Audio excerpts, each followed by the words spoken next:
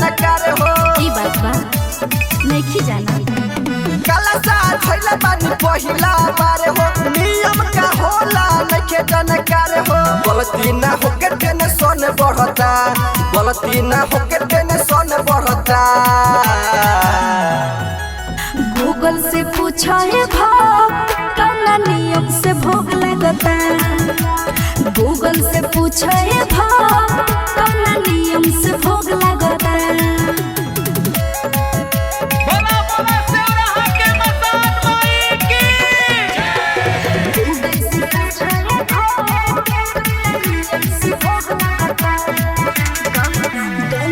गंगा जल लोटिया में भरल बानी लेके अगरबत्ती धूप बरल बानी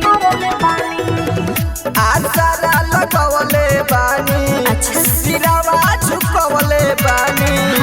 मैया जी के दर्शन करती सपना सजवले बानी पूरा हो जाए दिया न बुत जाए डर लगता दिया न बुत जाए डर लगता सुनी गूगल से पूछा है भाव कौना नियम से भोग लगता गूगल से पूछा है भाव कौना नियम से भोग लगता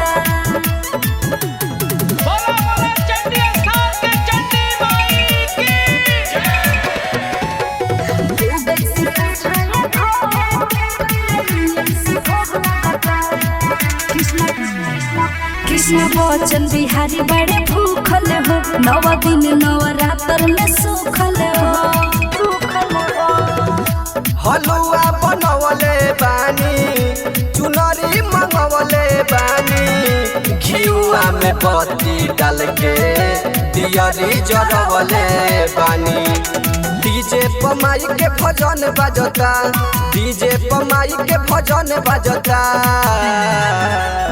गूगल से पूछा है भक्त कौना नियम से भोग लगता गूगल से पूछा है भक्त कौना नियम से भोग लगता